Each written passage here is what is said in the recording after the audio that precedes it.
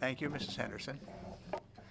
Okay, welcome to the Abington Heights regular school board meeting of May 18th. Will everyone please rise and pledge the flag? Pledge allegiance to the flag of the United States of America and to the republic for which it stands, one nation, under God, indivisible, with liberty and justice for all.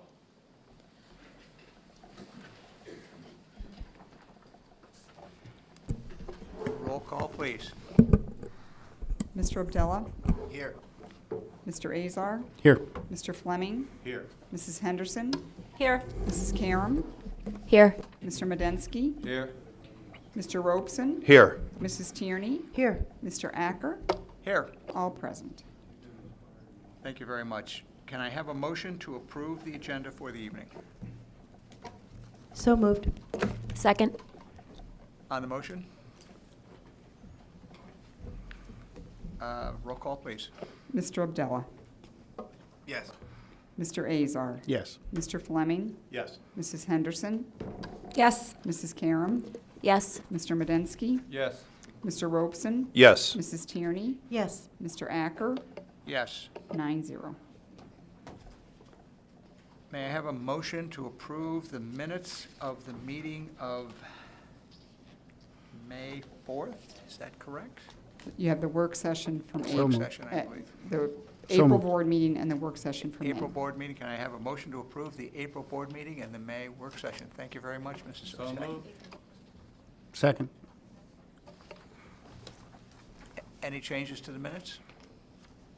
Roll call, please. Mr. Azar, Yes.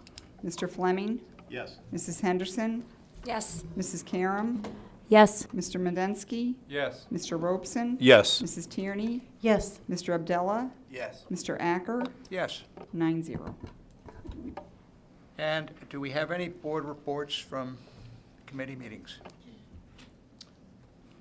Mr. Fleming? The Facilities Committee met last night. We talked about the athletic fields and how, whether to move forward with that or not, and we decided to pause that, given the impending facilities assessment. Perfect. Thank you very much. Mrs. Tierney? Yes, the AEIO had their May meeting last week, and we are going to have a save the date, June 3rd. We are going to be a part of the NEPA Gives.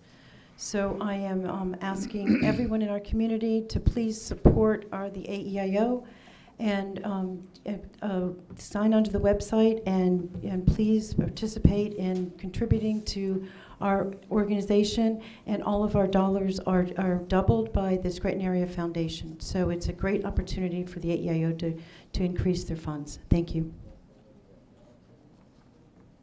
Any other reports? Mr. Robeson? Mr. Acker, thank you. So the IT committee, we originally had a day scheduled to meet to go over our roadmap, and that was scheduled for June 1st. And the time really doesn't work for everybody, so what we're going to do is we're going to change the day. It's going to be on or around that day, but it may be later in the evening. So I know last time I mentioned that it was June 1st, I think at 4:30. We're gonna move that time, but it doesn't impede any business. It's just the roadmap. Perfect. Thank you very much. Any other reports? Okay, Jordan, do we have a student representative report, please? Keystone exams are currently being taken through a series of 2 weeks. Algebra Keystones were taken May 16th and 17th. Biology Keystones are being taken May 18th and 19th. And Literature will be taken May 31st and June 1st. Spring sports are officially wrapping up and district playoffs are underway. Both girls and boys lacrosse lost in the first round of playoffs. Allison Damer was able to score her 100th goal in the playoff game against Wyoming area. The girls lost 10-9. Boys tennis is District 2 AAA champions. The boys continue to state, however, fell short in the first round. Baseball and softball are wrapping up on their regular season games and have started preparing for districts. Boys and girls track teams are also currently competing in the individual district track championship. Our girls' 3,200-meter relay won the district title yesterday. Boys volleyball is also ranked first in the area and preparing for district playoffs.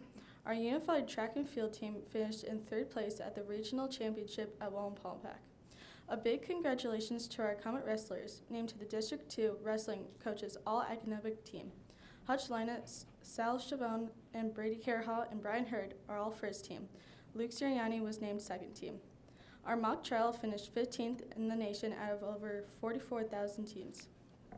Members of the Abington Heights Junior Academy of Science team competed with great results in the state competition at Penn State University on May 16th. First award was with perfect scores, Christopher Agnasio and Abhinav Pillai. First awards, Jacob Noon, Antoine Murray, and Manan Pancholi. Second awards, Sal Guy and Alex Duffy. Special congratulations to Manan Pancholi for earning his 5th-year State Perseverance Award. Prom is scheduled for this Saturday, May 21st at Fiorelli's. The concert band concert is this Sunday, May 22nd at 3 p.m. at the high school auditorium. The high school's art show is next Thursday, May 26th at 6 p.m. Student Council has planned an in-school talent show next Thursday afternoon. Senior Rec Day is next Friday, May 27th. Semester final exams begin on June 1st and final exam begin on June 6th. Graduation is June 10th. Thank you. Thank you very much. Thank you. We have a superintendent's report with no report.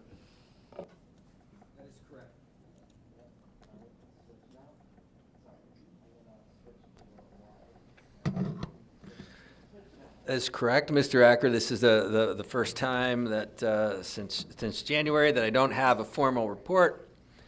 However, given the nature of this job and what kind of comes in front of me on a daily basis, I'll have some things to share from time to time. And this afternoon, I received an email at 2:36. It's a rather lengthy email, and it's well worth the read. And I'm going to post it after I get permission. But I wanted to share parts of this email with the public and our administrative team and our board, because it's the kind of email that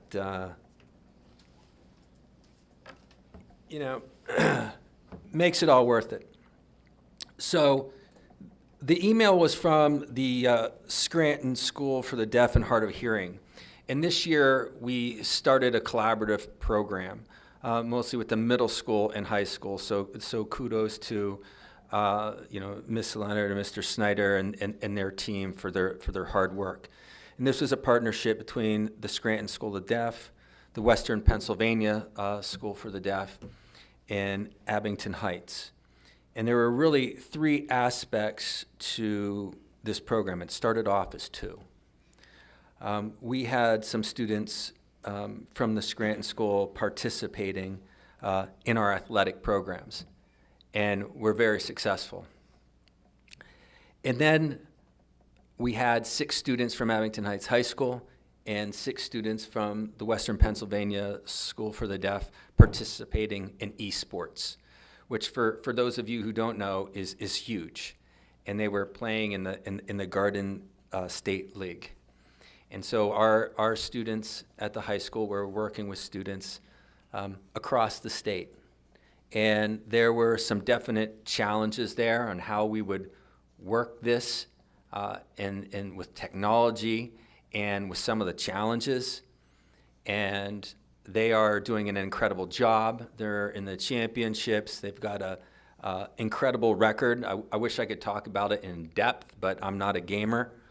Last time that was probably Atari, so I'm well behind the curve there. And our broadcast students, who Miss Manning here is behind us, and the boys, Travis and Ben, are over here. They just do an incredible job, but I just want to share a story. They were asked to produce one of these video sessions in esports. And they did such a great job that they had like 100 people watching. So then they invited them to do the championships. So for the whole league. So now there's going to be 1,000 participants and over 10,000 people watching on Twitch. And these are these volunteers, these students here. They're not getting credit for this. You know, this is just plain old altruistic common behavior, what we hope for every child. There was a paragraph that the Dean of Students wrote that I want to highlight. And it's not, I'm going to read you this, and it's not, the rationale isn't political in any way. It's just something that struck me as a parent and as a former school counselor and as just another perspective to consider when we think about the current narrative in education in our country. He says in part, throughout the inaugural season, our partnership has provided a vehicle for more than 24 students to pursue their passion and build their skills. Most have expanded their social and emotional awareness and capacities. Several have gathered valuable career exploration and real-world professional experience. All have learned about commitment, sacrifice, and the camaraderie of team competition. Our students have been able to share their abilities and passion with hundreds of online spectators and have experienced validation of their extracurricular pursuits in the context that most have never imagined possible. Collegiate esports coaches are now watching us compete and have begun to inquire about our recruitment potential for some of our members, while industry professionals are following our progress on social media and cheering for our ongoing success. That's the type of email that warms my heart, and that's the kind of actions and experiences that I hope for every student. This started out as a project, an idea, and in one short year exceeded our expectations. So my report today is just a glow for Abington Heights. Thank you.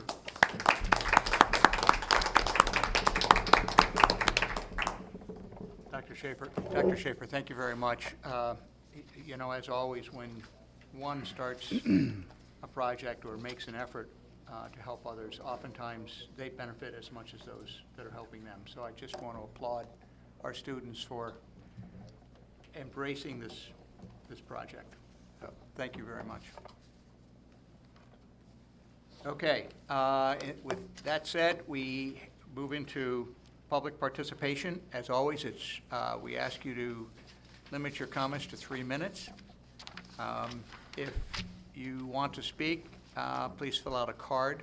I have 2 so far, but we're certainly happy to welcome anyone in the public who wants to provide their comments. With that said, Tom Sheehan from Waverly. I'm not going to speak tonight. Thank you. Okay, thank you very much. We will miss you. I'll be back. Okay, wonderful. That's That good. said, Mr. Sheehan, I have received all your emails and videos, and I did read them and watch them, just so you know. Okay, thank you. Okay, next would be Tara Houlihan from North Abington Township.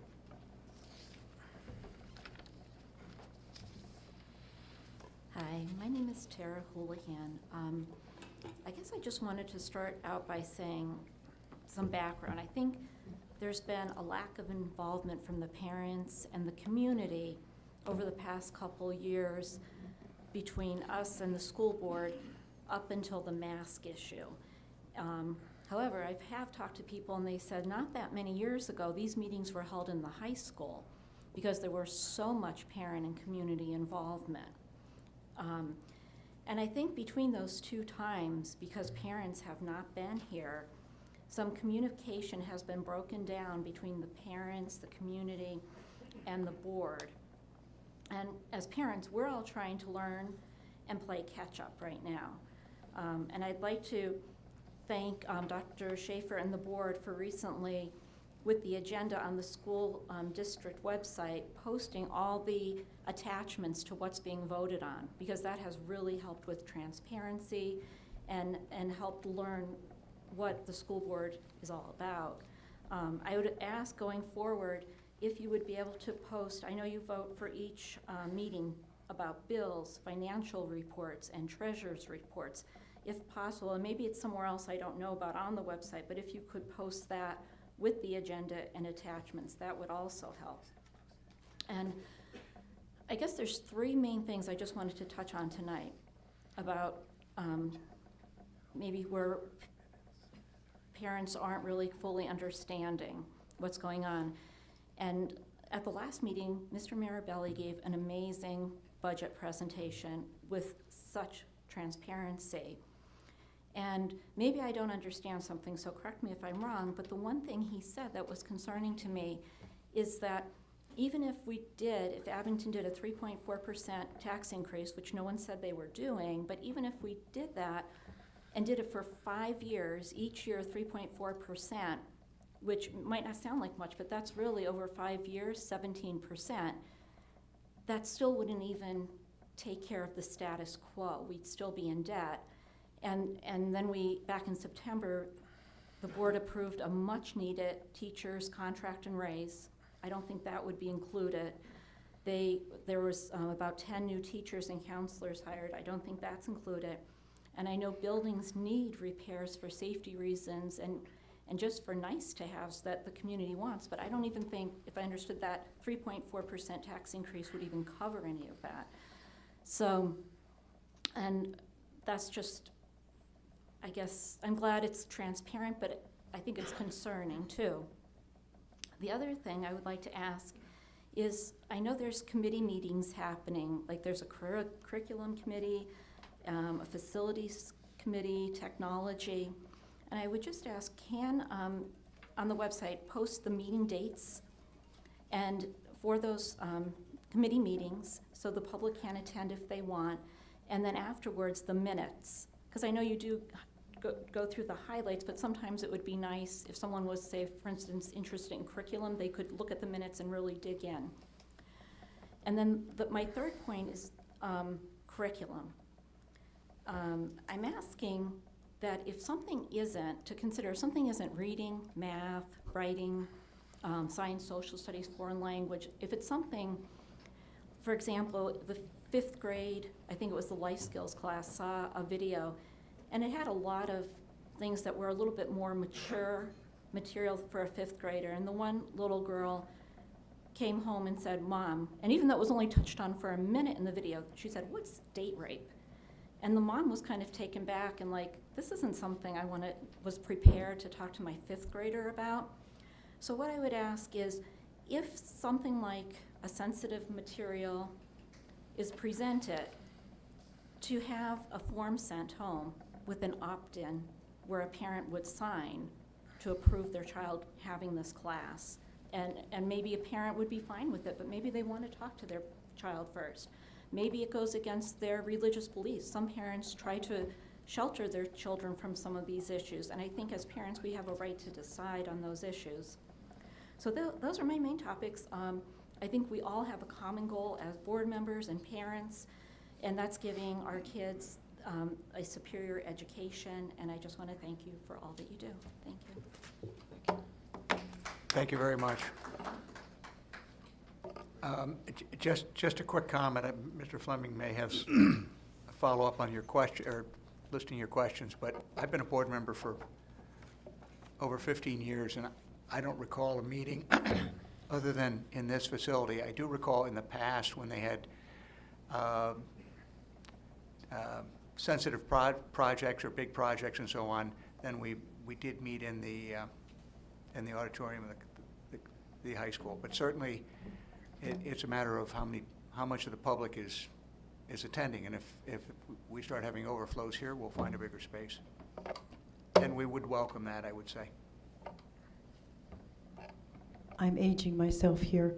The board meetings were actually at the Abington Heights High School Planetarium. We used to have those, all of our board meetings were in the high school. There were not that many attendants. Mr. Acker is accurate. There have been board meetings in the auditorium when we have had huge crowds, usually for contract negotiations or direction on what was going to go on with negotiations or larger projects that we were doing, or facility studies I maybe. think we had one on the busing contracts. Busing contracts, right. So we knew we were going to have a larger crowd, we would have it. But many years ago, we were in the high school planetarium, which is no longer a planetarium.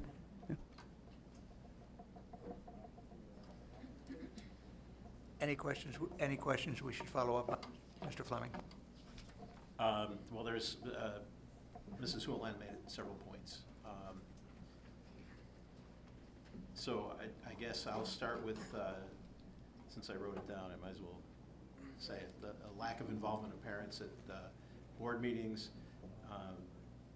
And I think you addressed that. The fact that they're here now and not at the high school. She appreciated all the background information being posted on the website, and asked if we could also post the bills, the financial and treasury reports on the website. Bills? Yeah, the financial and treasury reports, the bills, and so forth, whether they can be posted on the website. They're a part of the regular agenda with all the attachments. If it's not displaying properly, it's probably a rights thing. I know we made an attempt to put them all out there. That's a regular report that's out there. Also, those are contained in every minute, all of the approved minutes on the website. So you'll see it there. And then on the business administrator page, you'll find every audit report, annual financial report, budget presentation for the last 10 or 12 years, all linked up in PDF format, and anyone can peruse at any time. Okay. The second point Mrs. Houlihan made was that if taxes increase, she was referencing your presentation at the last board meeting. If taxes increase, even at the maximum level annually of 3.4% over the next 5 years, we would keep up only with status quo. And that would not include teacher contracts, facility upgrades, and other things. And that's not included in the 3.4%. I think that's accurate, correct? We'll break that down into revenues and expenses. So I just want to be clear on what I meant when I said status quo. That means you would have all of the existing program staff, including those 10 that were hired, forecasted forward, and scheduling those increases, right? So that's status quo, right? So it accounts for that inflationary increase there. So as long as we're on the same page on the expense side, then yes, the revenues would lag. Basically a 3% increase would pay for those inflationary salary and benefit increases annually. It was the point that I believe I was making at that point.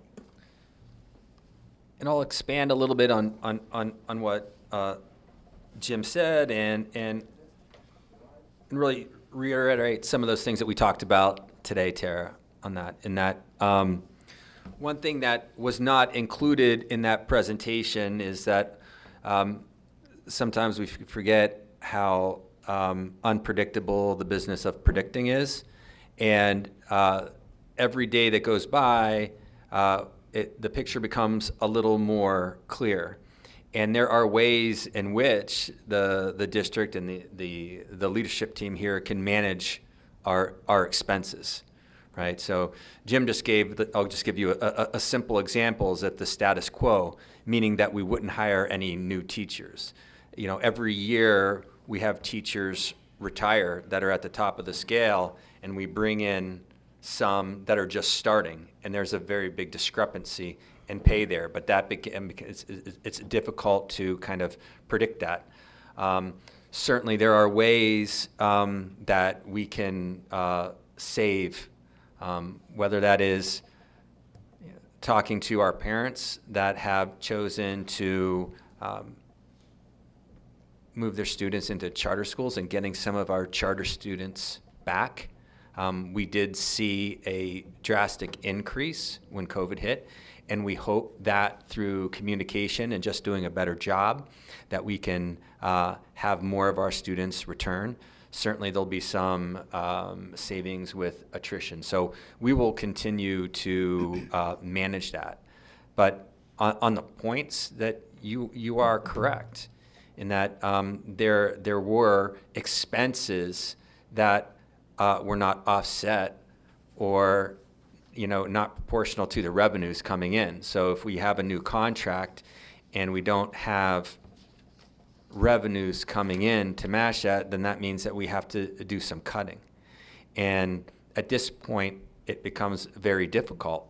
I've said to the board that from 2010 to 2020 and this was in Jim's presentation, and I think that that we had lost about 13 teachers. We had also subcontracted some of our services. So there were a lot of things that we did to kind of thin down, and we've gotten to the point where that's very difficult to thin out anymore. And while I wasn't here, my understanding is that certainly when COVID hit, and this is not just Abington Heights, but all districts, it kind of exposed some weaknesses in what we needed, and also to tend to the needs of our children and our families. And that's when the stimulus came in, and we started to see some more reading specialists, which were needed, some math interventionists, some counselors. So we'll be looking at our data over the next couple years to see, are we closing that gap? Are the students catching up from the 18 months where they were either hybrid or at home? Okay, a couple more points that Mrs. Houlihan made. Can we post meeting dates and on the website of committee meetings and minutes?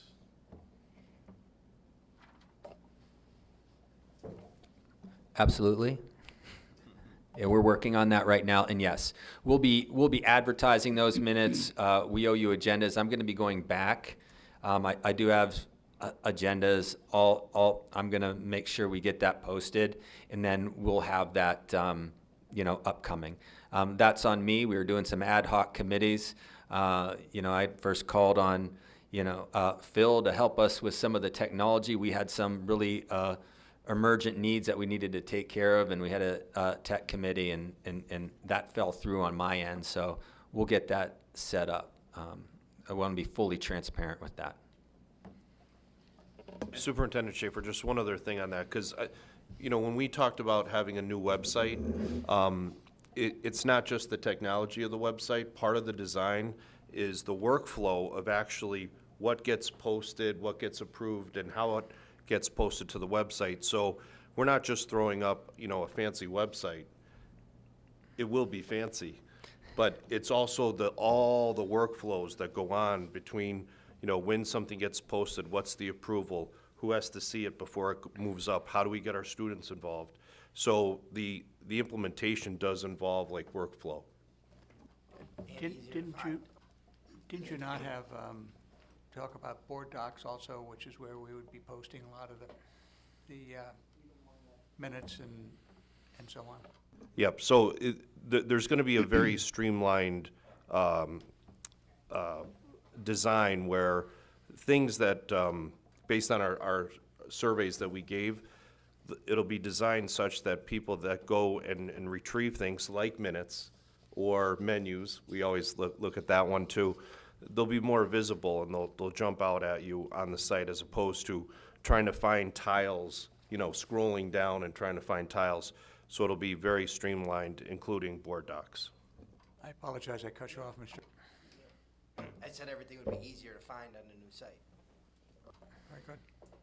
And just one more point on curriculum. Mrs. Houlihan referenced a fifth grade. Part of a curriculum was potentially sensitive material, and that was presented, and she asked whether in those cases, whether a parental authorization could be mailed. So I know one of my summer projects is really to look at the resources that we use and notify parents when we see sensitive topics come up in different content areas and different pieces of literature. And I know the board is going to look at a policy on exactly how parents opt out and of different resources and different curricular pieces. So that is something we are actively going to be working on this summer. Mr. Fleming, thank you very much. Okay. Any other public comments? Okay, let's move on to the action and discussion items. The first would be to request the board to approve the bills. So moved. Second. On the motion? Roll call? Mr. Fleming, Yes. Mrs. Henderson, Yes. Mrs. Karam, Yes. Mr. Medensky, Yes. Mr. Robeson, Yes. Mrs. Tierney, Yes. Mr. Abdella, Yes. Mr. Azar. Yes. Mr. Acker, Yes. 9-0. The next item is to approve the treasurer's report, but I believe we have to have a treasurer's report before we approve it. So, Mr. Bedensky, could you present the treasurer's report? Yes, I can. We started the month of April with a cash balance of $16,185,387. We had total revenues for the month of $2,242,154, which gave us a cash available of $18,427,541. Our disbursements were $6,383,866, which gives us a cash balance starting May with, that is at $12,043,674. Thank you very much. Can we have a motion to approve the report? So moved. Second. On the motion? I have a question or maybe a comment. Mr. Mirabelli, you sent out a budget analysis up until April 30th. Did anything jump out at you from what you've budgeted or what you're seeing coming in as far as income or expenses?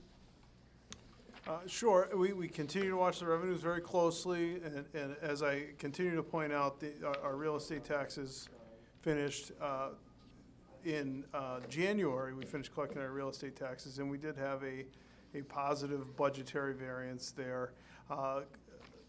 Offsetting that, though, is what we're expecting to see is a negative variance in the delinquent real estate tax, which is actually a good indicator because folks are paying their taxes current.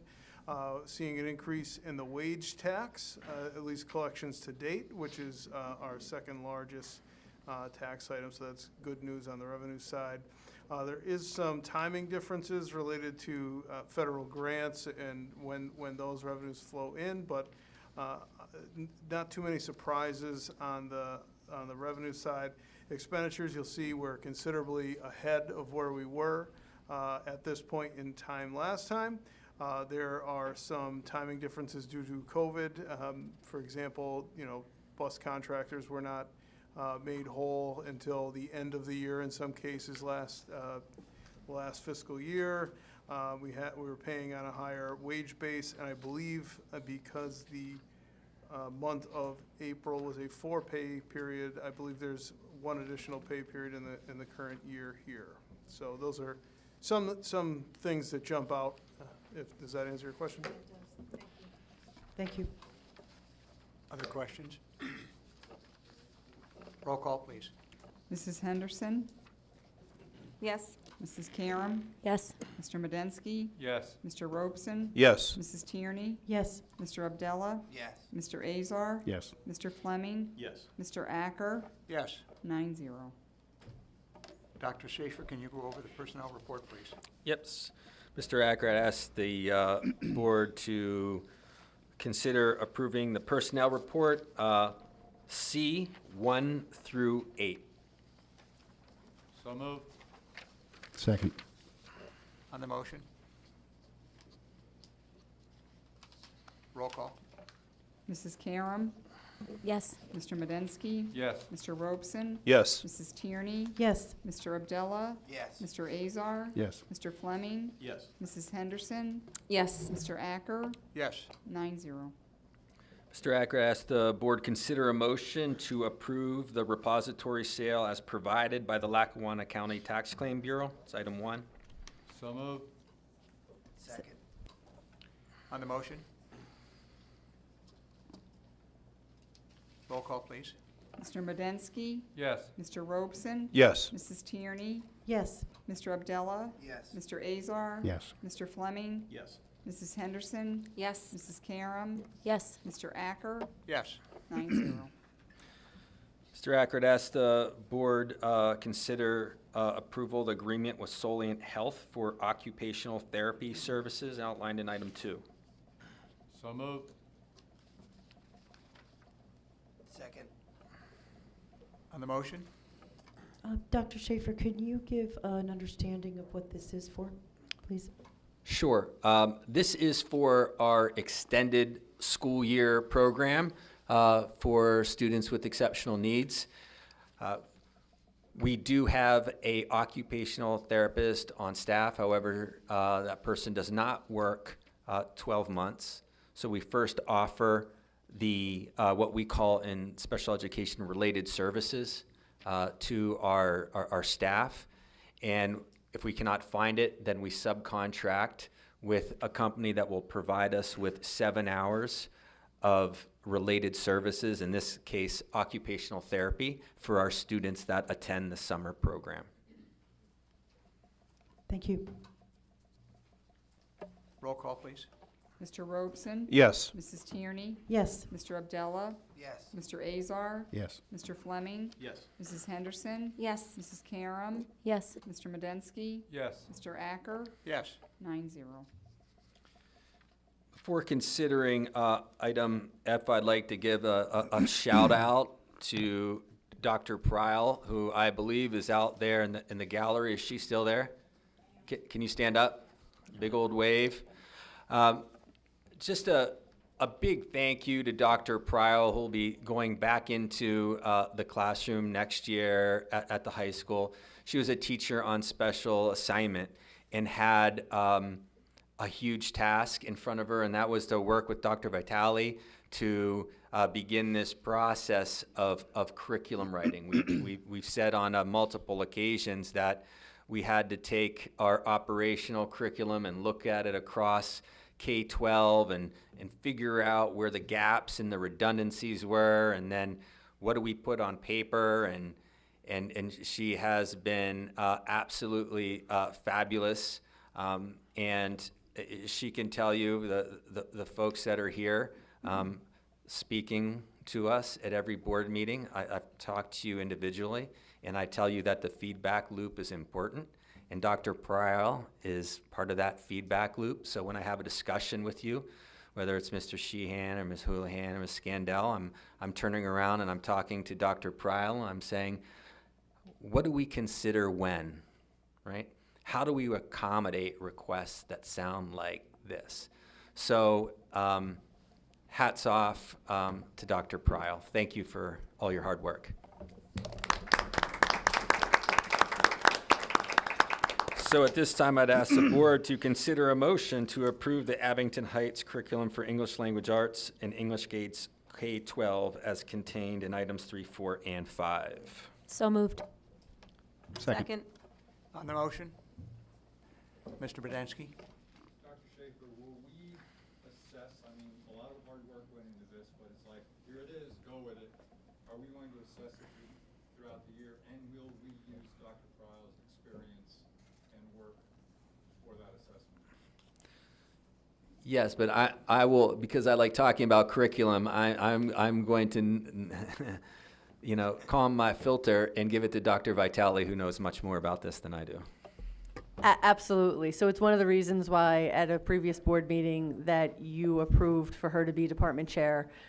because she will take on that leadership role of the department and help to make sure, as we look at professional development, we're making sure that as we roll out this new curriculum, that we're supporting it appropriately throughout the school year, and having grade levels and teachers and departments have discussions about what implementation looks like and how it's going, and ensuring that every year we are sitting down talking about every piece of curriculum, starting with this ELA English curriculum, and seeing how it went and what additions or what revisions we have to make. If you notice on it, it has adopted date and then review date, and that was very, very intentional because it needs to be reviewed on a fairly regular basis to make sure that what we're doing and how our students are performing is meeting our needs. Other comments? I would just like to echo what Dr. Schaefer said. I was a member of the curriculum committee, and along with my fellow board members, had the opportunity to listen and review the work that Dr. Vitale, Dr. Pryl, and Mrs. Fraunfelder did, and I have to say it was amazing, simply amazing, and I'm excited for the children in our school district. So thank you very, very much. Thank you. It truly was our pleasure. We loved the process. On that note, roll call, please. Mrs. Tierney? Yes. Mr. Abdallah? Yes. Mr. Azar? Yes. Mr. Fleming? Yes. Mrs. Henderson? Yes. Mrs. Karam? Yes. Mr. Medensky? Yes. Mr. Robeson? Yes. Mr. Acker? Yes. 9-0. Before putting up the next item, I just want to say for the record, because I did get a question about this, we are required by state law to review policy 249, our bullying, cyberbullying, hazing policy, and then report to the Office of Safe Schools.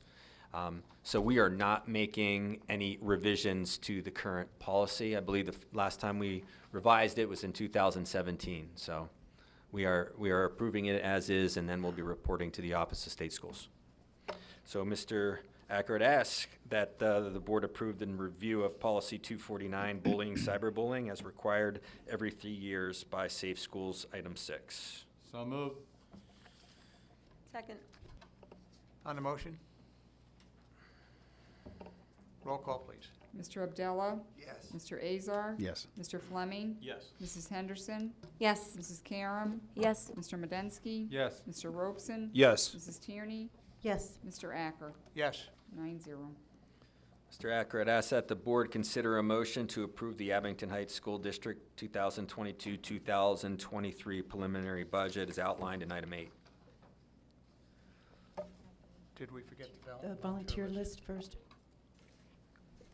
Yeah, we should probably do H first. So, Mr. Acker, I request that the board approve the May 2022 volunteer list in item 7. So moved. Second. On the motion?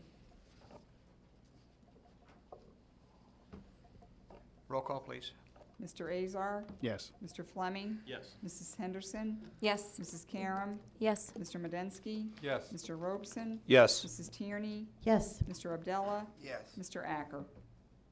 Dr. Schaefer, I just want to say that it's okay because I got lost in a one-page agenda on my first meeting, so join the club. So, for emphasis, I'd ask the board to reconsider a motion to approve the Abington Heights School District 2022-2023 preliminary budget. So moved. Second. On the motion. This includes a 3.4% increase if we choose so, that we're not voting on Correct. the increase. This is just a preliminary. We vote on the final budget end of June.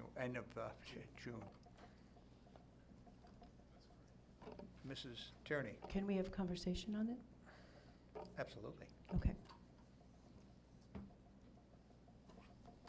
I think every year at this time, it's a very unsettling time for me. Raising taxes in our community is not an easy thing to do. It's very difficult, putting a burden on our taxpayers when the state budgeting and formula is very troubling. It's unbalanced. Even if we've all noticed in the newspaper, there are plenty of lawsuits going on with the funding system and the funding formula. And when the formula finally is, if it ever is, put into a more of a even state, Abington Heights does not reap the benefits of that type of formula and funding.